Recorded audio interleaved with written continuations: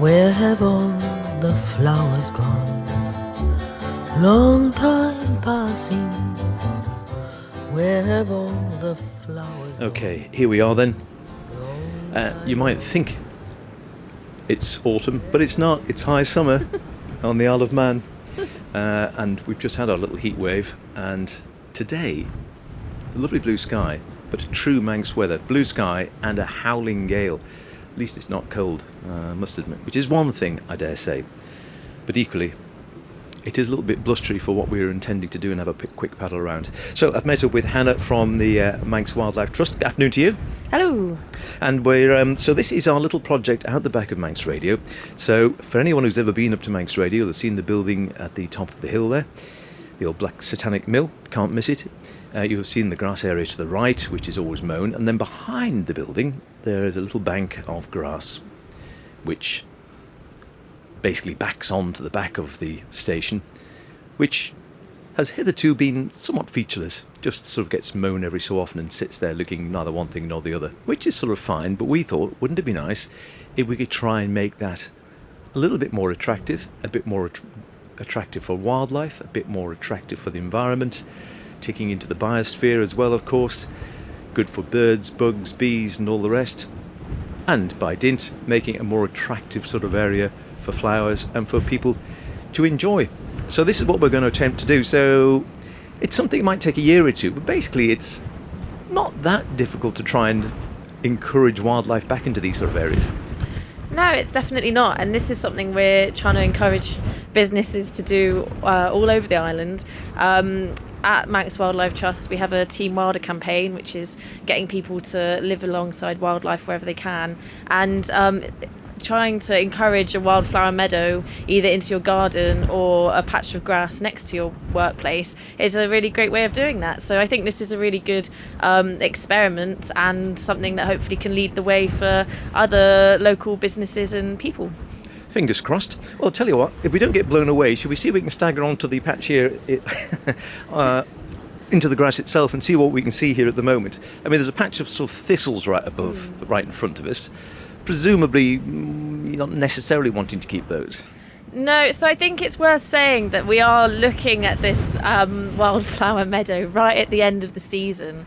So you'd normally cut these meadows in July, at the end of July. So we really are right at the end. And so the things that we're going to be seeing now are the plants that can compete with the grasses, because the grass has got very long and the wildflowers that you'd sort of see in May have now sort of disappeared and gone over. Yeah. And I will say that because I came and visited you in May. That's right. And I remember seeing things like birdfoot trefoil, and I think there was some speedwell, and there, I only was walking past it, but it's worth saying that there were a lot of species that we definitely won't be seeing today.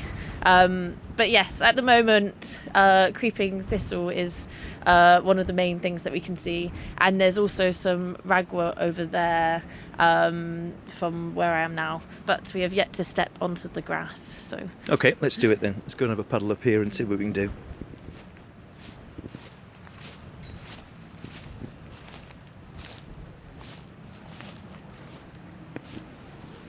Now Hannah's going to have to watch her feet because she's got sandals on going through these thistles. Don't get spiked. Right, let's head up here. So as Hannah was saying, it is quite late in the season, so this is going to be all trimmed down shortly. So yes, we were up earlier on and we did a little piece looking around. There's a few nettles in front of us. Well, mind you, nettles aren't a bad thing to have knocking around. No, definitely not. Nettles are really good for butterflies and other pollinators as well.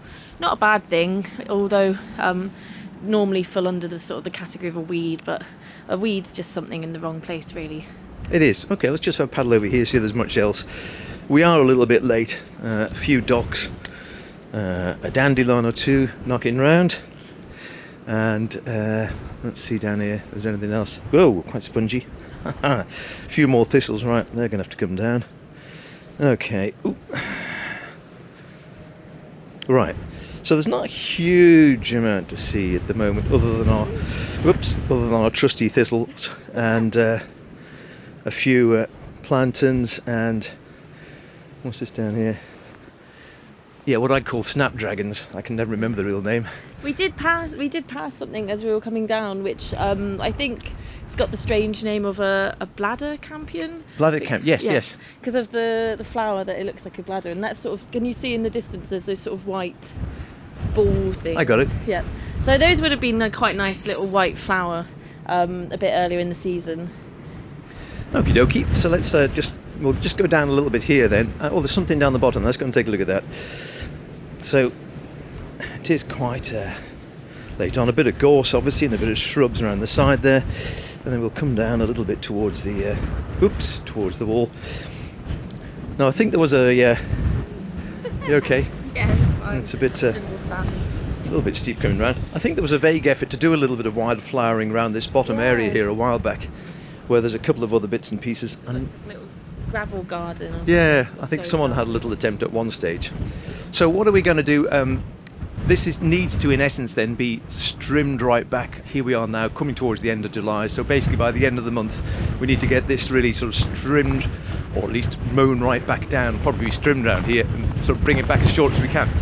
Yeah, so typically when you're doing your wildflower meadow at home, when it gets to July and the end of the season, you cut it back really short, and then you remove the cuttings. In traditional haymaking, you'd leave the cuttings in place for maybe a couple of days, and it would allow the seeds to drop, and then they've dropped and they can regrow next year. Obviously, it depends on how feasible that is where you are. I imagine if you left the cuttings here, they would just blow away into the Irish Sea. So you might just have to remove them straight away. I think there's that chance. I mean, if you can leave them for a day or two, I believe that's good, and just see if you can get some seeds to drop out.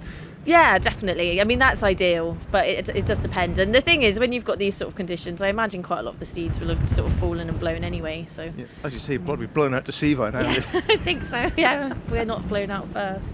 But, yeah, so this will need to be cut short very soon. And then off the back of that then, is that a case of just leaving it then really for the rest of the season? Yeah, so you'd leave it and just cut it as normal now until spring. In autumn you can sow some more wildflower seeds for next year, and I actually have some yellow rattle seeds for you today. Yellow rattle is semi-parasitic, and it means that wildflowers can more easily compete for space. So the time to sow the yellow rattle will be what, later early autumn time? Yeah, in autumn. It needs a cold snap to sort of bring it out of dormancy. So if you sow it in autumn, then it has winter, and that brings it out of its dormancy, and then it will start growing in the spring. I think there's some people who kind of keep it inside and then put it in their fridges and then sow it in spring, but it seems a lot easier just to do it in autumn. I'm with you there. Now, that I did bring along my trusty pH meter, so it's a good idea to get an idea of what the sort of pH of your soil is. Yeah, definitely. It has a massive impact on what species will be growing. So.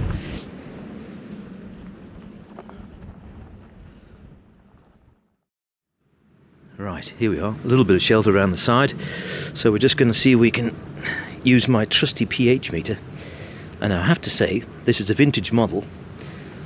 It doesn't actually say 2 and 6 on the back, but it might as well, because I've had it for a wee while, and in theory, if we stick it into the soil, it should give us if we can get it in anywhere, a vague reading.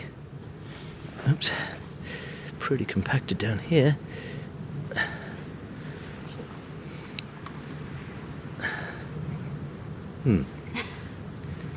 That is hard soil. Oh, all right, we do have it. Has it changed? Yeah, it's gone down to 6.5 there. Oh, no. 6.5, I think, it's meant to be pretty good. Yeah. Have a go and see if you can get it around your end. Yes, not the easiest thing. It is rock hard, this soil. Not helped by the fact, of course, we've had a for the Isle of Man, very prolonged dry spell, and this is pretty clay-based soil, I think. So it's pretty tough stuff when it's dry. Yeah, I mean, I can't get it more than half a... No, I can't get it much more than a millimetre. It's pretty in the middle. It's staying around. It did move down to around about 6.5 there.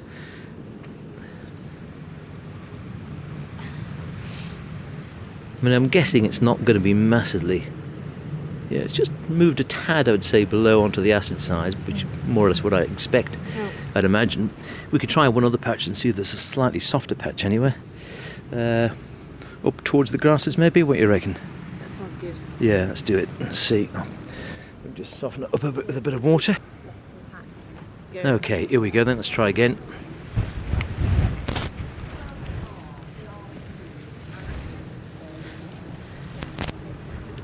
Okay. Oh yeah, there's slight movement. Yeah, it has about just below 7. I mean, we might take a sample away and take it away and get it tested. Yeah, so well, that's a good idea. You can see how accurate your 25-year-old At least. probe is. 25, I think, is probably being complimentary. Probably 35, Yeah. I think. But yeah, I'm assuming it still works. I was absolutely delighted I could find it. It has definitely moved slightly to the acid side. And bearing in mind it's going to be a clayish soil, I'd imagine this probably would be slightly acidic rather than alkaline, that would be my guess. But so I would say somewhere around about 6.5-ish to 7, according to pH tester 1980 and 70 vintage. So we can take a little sample as well, and we'll get the experts onto it and see whether this anything like accurate.